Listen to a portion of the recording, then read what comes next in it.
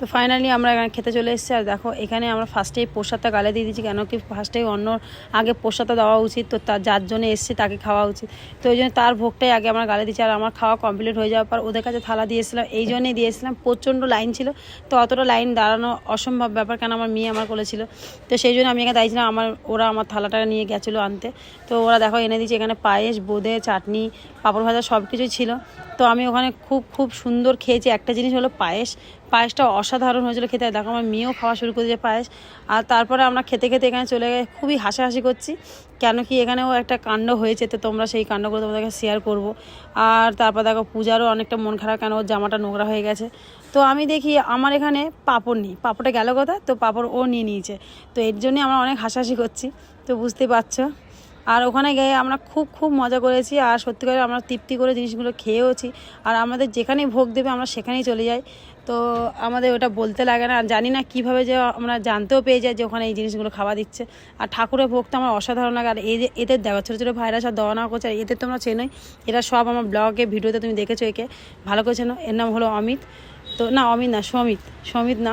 তো এখানে দেখো সবাই এখানে খাওয়া দাওয়া দিচ্ছে। আর সত্যি করে যেটা খাবারগুলো এত সুন্দর হয়েছিল, তো আমি ওগুলো বলতে পারবো না। আর দেখো এখানে এত ভিড় এই ভিড়ের মাঝখানে আমাদের এইগুলো খাওয়াগুলো কমপ্লিট হয়েছে। আর আমার তো খাওয়া কমপ্লিট, ওদের খাওয়া কমপ্লিট হয়ে চলো ওদের কাছে যাওয়া যায়। আর এই দেখো এর কতদিন মনে হয় খাওয়া হয়নি, কিরমভাবে আঙুলগুলো চাটছে।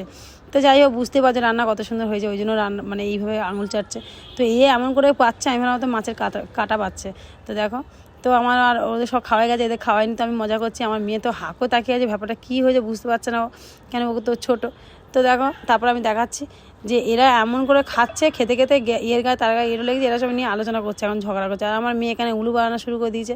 তো এই যে আমার বাবা মা, তো রাধে। তো এই শ্রীকৃষ্ণ, এই যে রাধা শ্রীকৃষ্ণ, ওরা গেছিলো ওখানে টাকা দিতে, ওখানে টাকা দেওয়া হচ্ছে না, তো সেই জন্য এখানে এসেছি। এখানে আমার মেয়েকে আর আমার ছেলেকে পাঠিয়ে দিয়েছি যা টাকা দেওয়ার জন্য, তো ওরা দেবে বলে চলেছে। আর দেখো এখানে কত সুন্দর সাজিয়েছে আসরটাকে, এখানে আজকের অনুষ্ঠান হবে, তো সেই জন্য এইটা সাজানো হয়েছে। আর এই যে 101 টাকা দিয়ে দিলাম বাবার নামে করে। তো এই যে আমার মেয়ে আর ছেলে, তারপর আমার মা এখানে খাওয়া শুরু করে। আমার মা অনেক দেরি করে এসে খাওয়া কমপ্লিট, এই যে আমার মা করছে।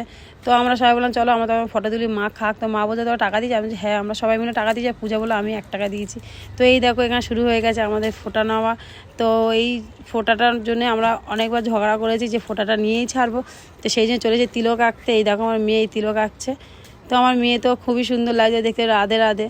তো এই দেখো মানে ও ঠাকুরের সাথে মিল করছে যে কিরমভাবে কৃষ্ণ দাঁড়িয়ে দেখো কি হাসি।